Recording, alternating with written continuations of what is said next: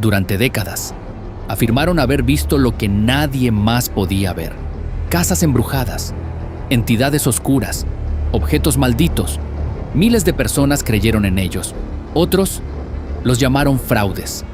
Pero hay algo que nadie puede negar: las historias que dejaron atrás siguen perturbando hasta hoy. Esta no es una historia de fantasmas, es la historia de dos personas que aseguraban enfrentarlos. Esta es la historia real de los Warren. Antes de los casos famosos, había un niño que ya veía cosas que no podía explicar. Ed Warren nació en 1926. Desde pequeño afirmaba ver sombras en su casa, figuras que se movían cuando nadie más estaba ahí.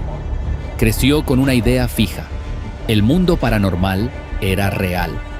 Años después, conoce a Lorraine Warren. Lorraine aseguraba tener habilidades psíquicas. Decía poder sentir energías, ver lo que otros no podían. No eran científicos, no eran académicos, eran creyentes, y juntos formarían una de las duplas más famosas del mundo paranormal. Se casaron jóvenes y comenzaron a investigar fenómenos extraños por su cuenta, sin apoyo, sin reconocimiento, solo con una convicción: esto era real. Y lo que empezó como curiosidad, pronto se convertiría en algo mucho más oscuro. Entraban a casas donde nadie más quería entrar, y muchas veces salían cambiados. Durante los años 50 y 60, los Warren comenzaron a recorrer Estados Unidos. Visitaban casas supuestamente embrujadas, familias aterradas, objetos que se movían, voces en la noche.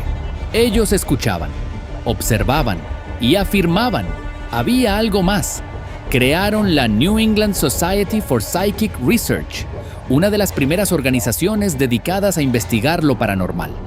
Su reputación creció poco a poco, pero también las dudas. Muchos cuestionaban su método. No había evidencia científica clara, pero las historias seguían llegando y cada vez eran más oscuras, hasta que un caso los pondría en el mapa mundial. No era una muñeca normal, y lo que hizo, nadie pudo explicarlo. En los años 70, los Warren investigan un caso extraño: una muñeca llamada Annabelle. Pertenecía a dos estudiantes. Ellas aseguraban que la muñeca se movía sola, cambiaba de lugar, dejaba mensajes. Al principio parecía inofensivo, pero luego se volvió violento. Los Warren concluyeron que no era un espíritu infantil, sino algo mucho más peligroso: una entidad demoníaca. Se llevaron la muñeca, la encerraron en una caja de vidrio en su museo y advirtieron: no debía ser tocada. Ese caso explotó. Los medios comenzaron a interesarse. El nombre Warren empezó a crecer. Pero eso era solo el inicio de algo mucho más perturbador. Segmento 4. El caso Amityville. Una casa, una familia y una historia que dividió al mundo entero. En 1975, los Warren se involucran en el caso de Amityville House. Una familia asegura haber vivido fenómenos paranormales extremos. Voces, olores, presencias. Huyen de la casa en menos de un mes. Los Warren investigan y afirman: el lugar está poseído. El caso se vuelve mundialmente famoso. Libros, películas, entrevistas, pero también críticas. Muchos dicen que fue un fraude, una historia exagerada para ganar dinero. Los Warren lo defendieron hasta el final. Y mientras su fama crecía, también lo hacían las acusaciones en su contra.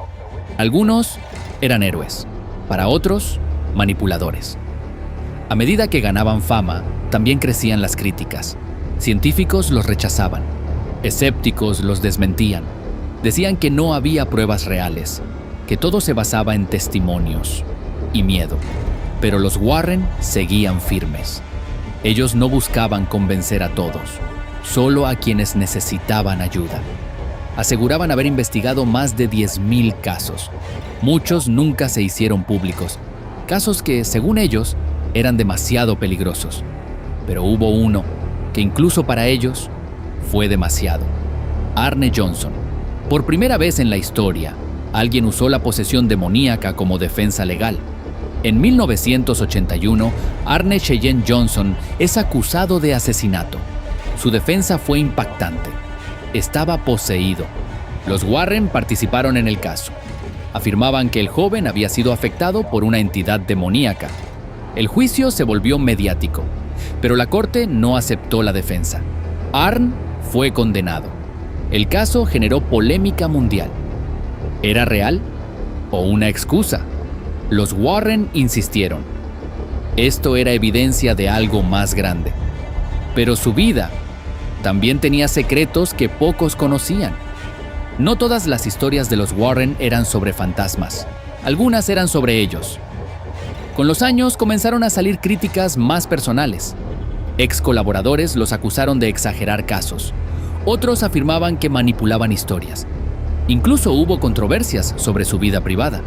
Pero nada de eso frenó su impacto. Para sus seguidores, seguían siendo expertos. Para sus críticos, seguían siendo farsantes. La verdad nunca fue clara. Y mientras el debate seguía, su legado comenzaba a crecer aún más. Lo que empezó como historias, terminó convirtiéndose en un universo millonario. Sus casos inspiraron películas, especialmente la saga de The Conjuring. El universo Warren se volvió un fenómeno global. Miles de millones en taquilla. Historias como Annabelle y Amityville llegaron a nuevas generaciones. Pero con eso, también creció la duda. ¿Qué es real y qué es ficción? Los Warren ya no eran solo investigadores. Eran parte de la cultura pop. Pero incluso después de su muerte, las preguntas siguen. Murieron, pero sus historias siguen vivas. Ed Warren murió en 2006, Lorraine Warren en 2019. Pero su legado no desapareció. Su museo sigue siendo visitado. Sus casos siguen siendo discutidos. Para algunos, probaron que lo paranormal existe. Para otros, solo contaron buenas historias. Pero hay algo claro. Lograron algo que pocos logran: hacer que millones de personas duden de la realidad. Los Warren vivieron entre dos mundos, el visible y el que decían que estaba oculto. Nunca pudieron probarlo completamente, pero tampoco pudieron ser ignorados.